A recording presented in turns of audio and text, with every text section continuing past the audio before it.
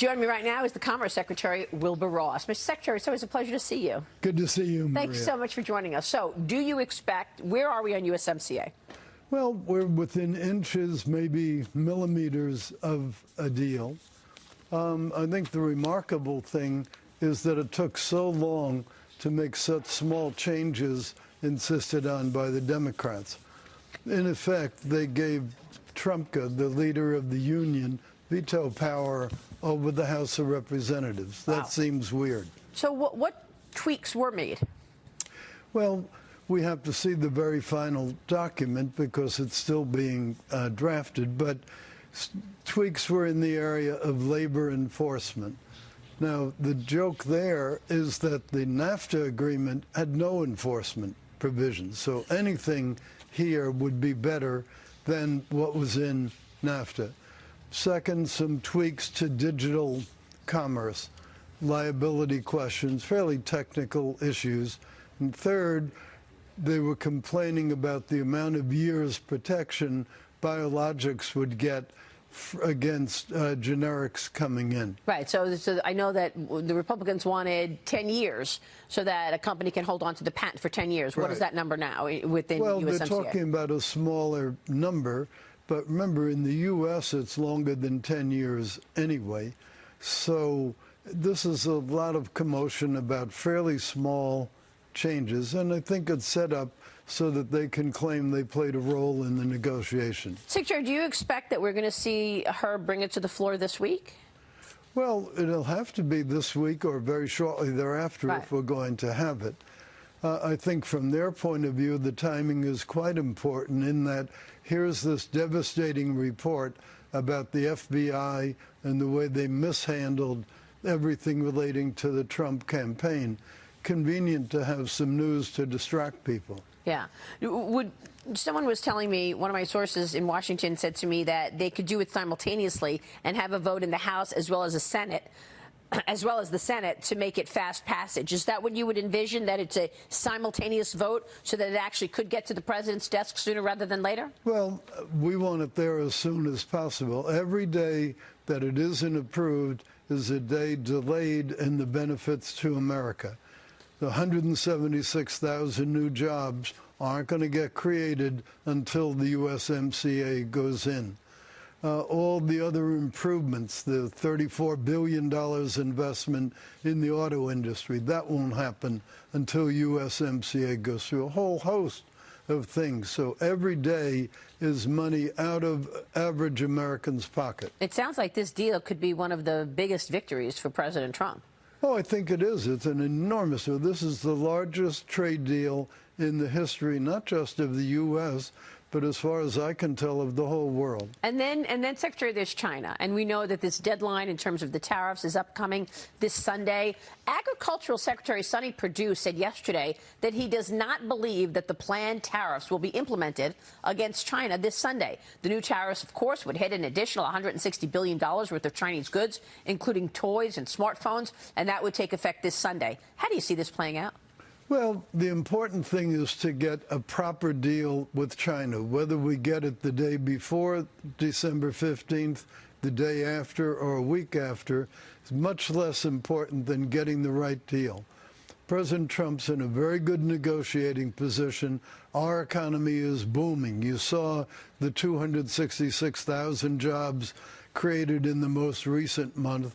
China's economy has got its problems. So every day that goes by, we're in a better negotiating position. Well, I think you make a really good point, because we got those incredible numbers on Friday, 266,000 jobs. And then you look at what's happening in Canada, for example. Right. They cut 70+ thousand jobs. I mean, what a number. Unemployment rate of up to 5.9%, 6%. Germany is in recession. Right. Europe is slowing. So once again, the U.S. is turning, really is the gem of the world. Does that continue in 2020? Well, we are the engine that's driving the world right now, because China is slowing down. Europe, as you mentioned, has got its own problems. Strangely, one of the fastest growing countries in Europe is Greece, as they're coming out of their recession. But U.S. is a big driving force, and that's great. It's wonderful for us to be the part of the world that grows rapidly. Once you get China done, even if it's just a phase one, and you get USMCA done, is the thinking that you turn your attention to Europe in terms of trade issues there, or is it a different trade deal? Well, remember, you have the whole question of how Brexit comes out. The easiest trade deal for us to make is probably with the UK. Their economy is much more similar to ours than either of ours is to the EU. So that would be an easy deal to make and a very friendly deal because we're on such good terms with the UK. And the importance of that is then EU will eventually have to make a deal with the combination of US and UK. Are you and your colleagues okay with doing a phase one deal with China that does not include the enforcement of intellectual property theft? Well, we're having very good discussions on intellectual property, and it's more than just the theft. It's the forced technology transfers, it's the equal competition, it's procurement regulations, it's a whole lot of things.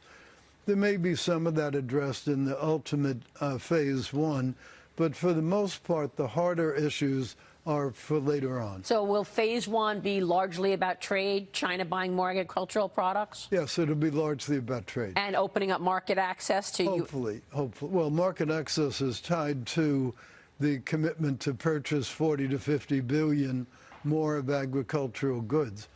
Now, that 40 to 50 billion is looking more and more like they have to do it anyway. They've already been forced to raise the price of pork 50% since August.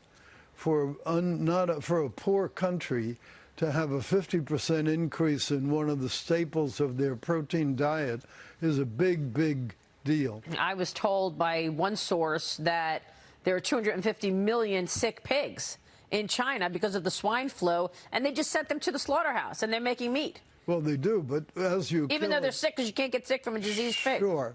Well, as you kill the pig, now what do you do next year? The dead pigs don't breed. Wow, unbelievable. What a story that is.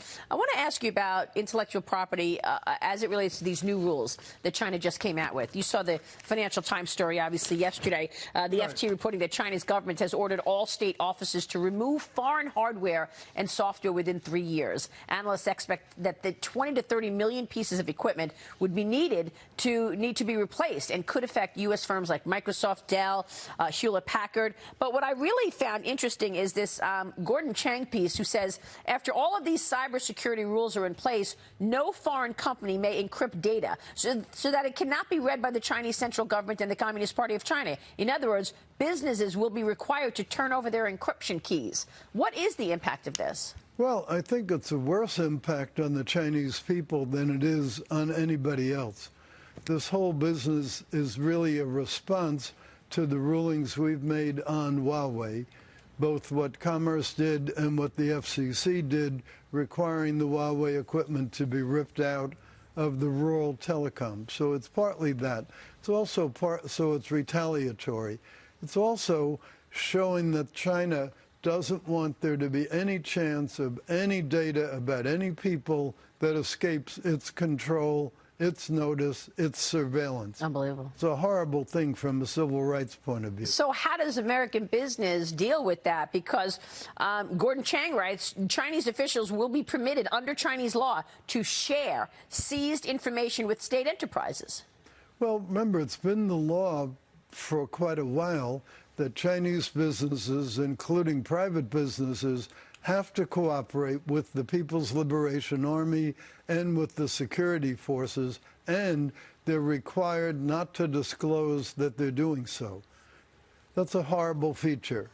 So this is just a continuation of that same behavior. So it sounds like you're not worried about these new rules. This is a huge day, Secretary. Well, it's a huge day. It's a winning day for the president. The Inspector General report finding 17 so-called mistakes in the FISA applications. It's terrible. Well, I mean, they used and manipulated data to get a warrant to spy on Carter Page, to get a window into the Trump campaign, right. and even after the president was inaugurated, which was right. quite extraordinary. And I know that William Barr has pushed back on the conclusions of the IG report. I think the real report is going to be the Dunham report. John Durham, because that's what's going to deal with indictments and real action. The IG report said, well, we couldn't really prove that there was bias. Well, when people write horrible emails attacking the president, and then they alter documents and they leave out bits of exculpatory evidence, what more do you need to connect the dots? Exactly. USMCA, what does it mean to GDP, real quick? Well, it's going to be very good for GDP. It favors